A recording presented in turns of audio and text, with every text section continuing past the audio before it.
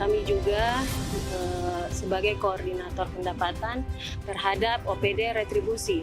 Gitu. Jadi kami mengelola pajak dan retribusi daerah ini berdasarkan Undang-Undang Nomor 28 yang diturunkan melalui Perda Nomor 4 tentang pajak Perda Nomor 4 Tahun 2021 tentang pajak daerah serta Perda Nomor 5 Tahun 2021 tentang retribusi daerah. Mulai dari pendaftaran, penetapan, kemudian ada penagihan dan keberatan, terus bagaimana pembukuan serta pelaporan, kemudian pengembangan potensi dan evaluasi. Itu yang menjadi tugas kami dan itu sudah terbagi di dalam bidang-bidang yang ada di Badan Pendapatan sendiri. Ada bekerja sama dengan pihak kejaksaan dalam rangka penagihan. Harus optimis. Harus, ini bukan lagi tidak atau pikir-pikir, harus memang jadi target. Harus. Melalui kesempatan ini saya juga mengajak kepada masyarakat Kabupaten Parigi Motong, marilah kita menjadi masyarakat yang taat pajak karena peran kita sebagai wajib pajak yang sadar pajak ikut memberikan kontribusi terhadap pembangunan yang ada di Kabupaten Parigi Motong.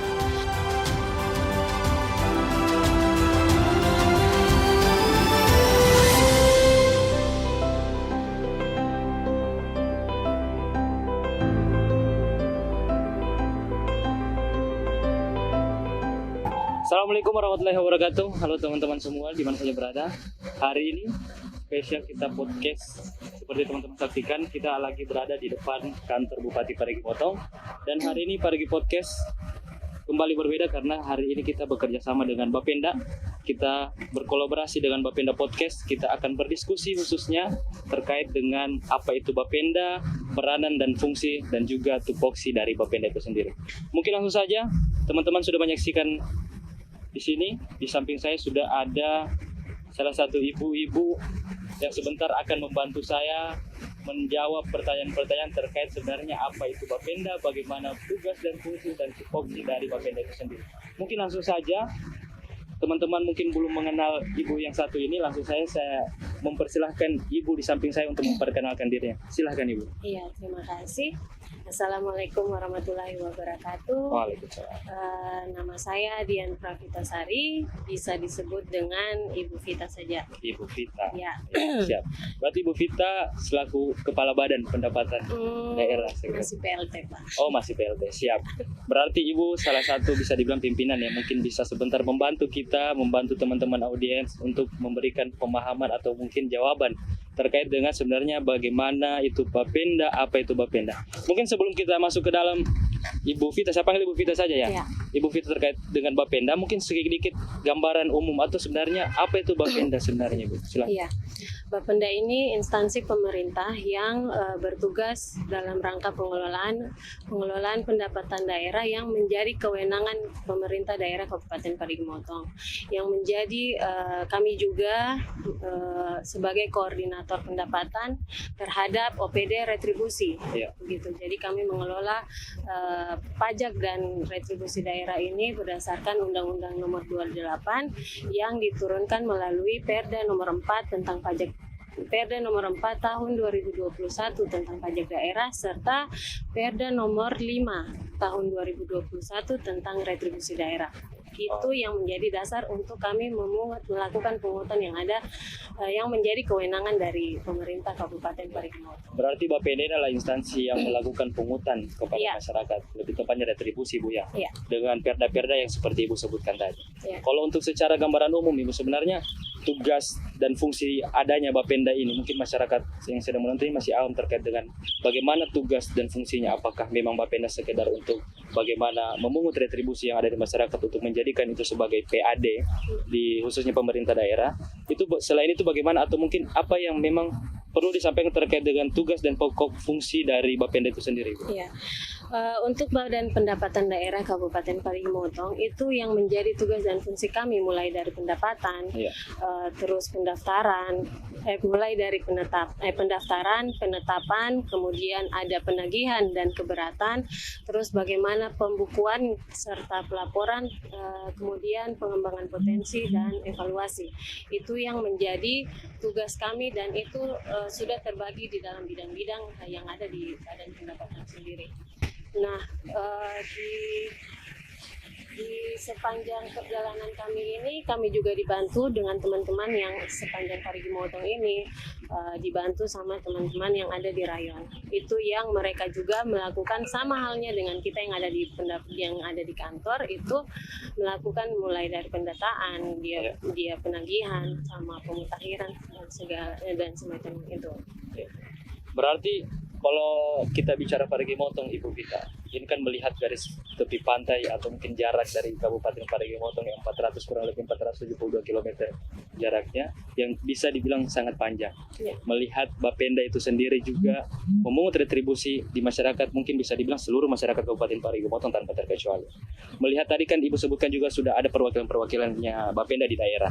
Dan kemudian sebenarnya apakah dari teman-teman Bapenda itu sendiri sudah dibagi porsi-porsinya, atau mungkin misal kayak ada yang bertugas sebagai orang memang fokus di lapangan, atau mungkin apa, atau mungkin sebenarnya di Bapenda itu mempunyai bidang-bidang apa dalam penanganan atau mungkin dalam realisasi program-program terkait pemungutan retribusi dan lain sebagainya? Iya. Saya ini dulu.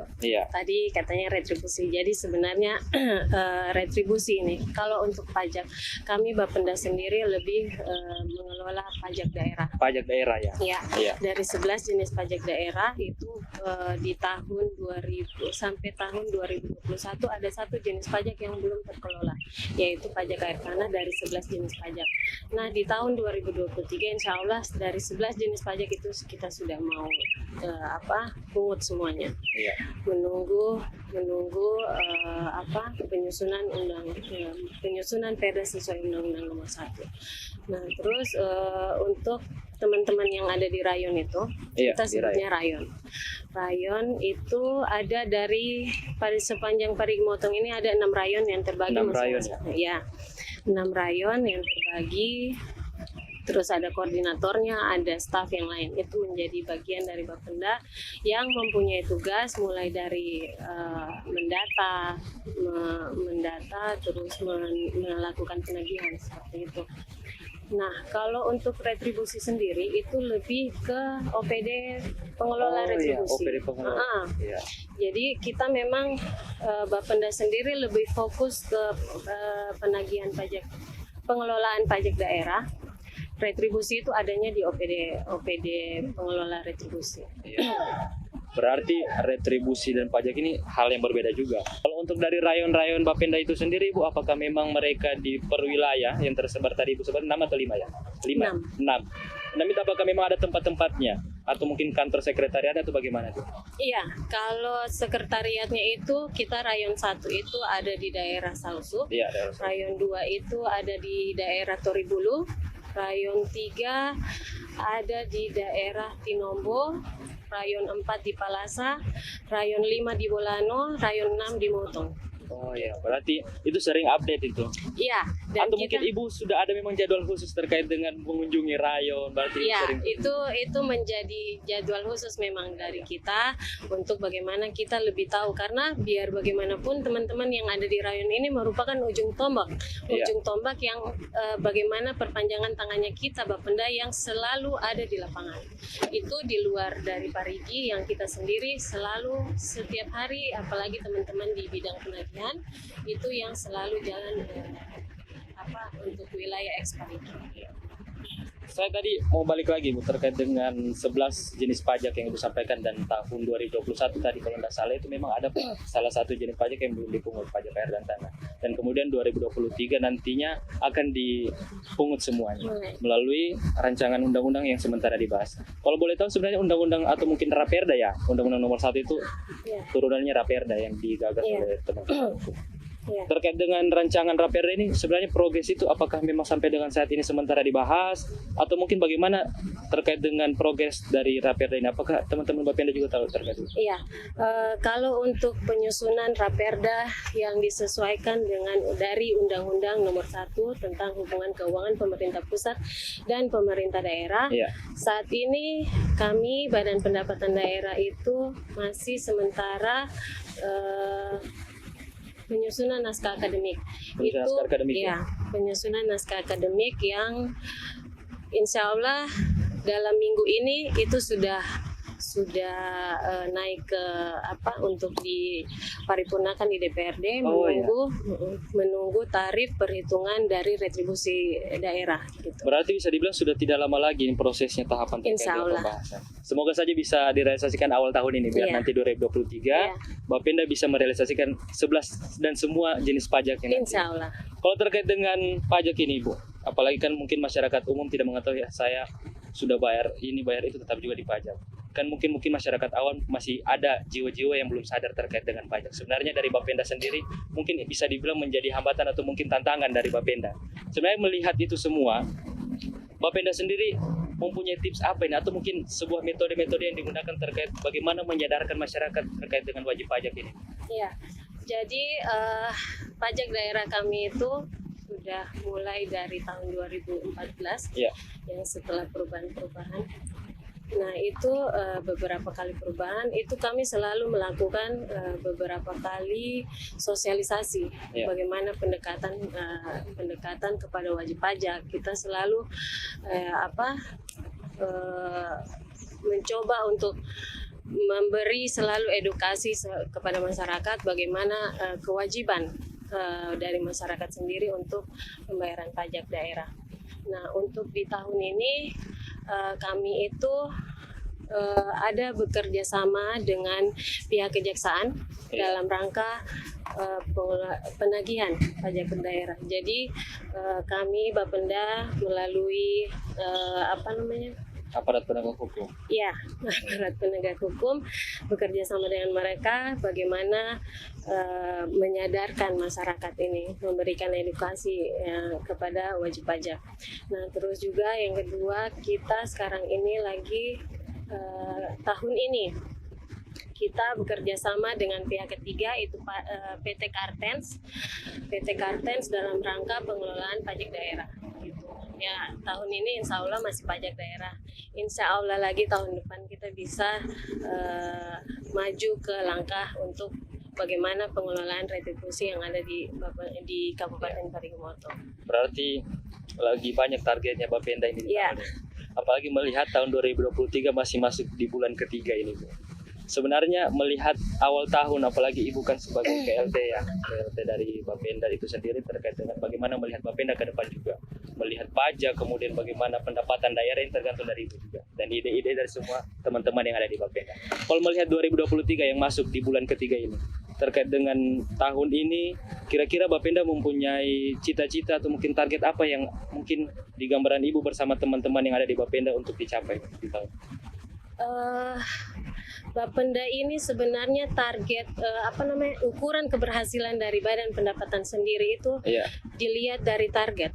Jadi kalau kapan kita realisasi kita mencapai target, apalagi melebihi target, itu sudah capaian luar biasa untuk Bapenda sendiri. Seperti itu. Kalau targetnya ditentukan dari? Targetnya itu dari APBD, Pak. Jadi ada rumusan-rumusan yang melihat tren berapa tahun ke belakang, dilihat juga dengan potensi yang ada di Kabupaten Parigimotong, ya seperti itu. Jadi pas penyusunan anggaran bersama-sama dengan DPRD itu ditetapkan pendapatan segini. Kalau macam tahun ini, kalau saya tidak salah ingat itu 1,7 triliun. Target pendapatan yang harus dicapai oleh Pemda. Berarti Bapenda optimis ini bisa dapat? Harus optimis. Harus ini, bukan lagi tidak atau pikir-pikir, harus memang jadi target. Harus. Oke Ibu, terima kasih sebenarnya informasi yang mungkin masih panjang sih kalau kita uraikan satu persatu, karena memang persoalan Bapenda ini sangat luas dan terkait dengan pajak juga berpengaruh di perkembangan pembangunan, kemudian bagaimana daerah itu bisa maju atau tidak. Ya. Terkait dengan itu sebelum saya akhiri Ibu Vita, mungkin sedikit penyampaian atau mungkin pesan dari Bapenda itu sendiri terkait dengan bagaimana masyarakat wajib pajak, kemudian masyarakat bisa sadar terkait dengan bagaimana kontribusinya terhadap daerah kita juga dari Bapenda itu sendiri. Silakan Ibu untuk. Ya, melalui kesempatan ini saya juga mengajak kepada masyarakat Kabupaten Parigi Motong, marilah kita menjadi masyarakat yang taat pajak, karena peran kita sebagai wajib pajak yang sadar pajak ikut memberikan kontribusi terhadap pembangunan yang ada di Kabupaten Parigi Motong. Saya kira itu saja. Oke, terima kasih Ibu Vita atas waktunya. Mohon maaf saya mengganggu di waktu kerjanya. Semoga nanti ini bukan menjadi podcast pertama kita. Mungkin Parigi Podcast bersama nanti Bapenda Podcast bisa terus berkolaborasi, memberikan edukasi terkait dengan apa itu Bapenda kepada masyarakat. Terima kasih sekali lagi Bu Vita. Untuk teman-teman Parigi Podcast, terima kasih sudah menyaksikan video ini. Nantikan video dari Bapenda Podcast bersama dari Parigi Podcast selanjutnya. Terima kasih. Assalamualaikum warahmatullahi wabarakatuh.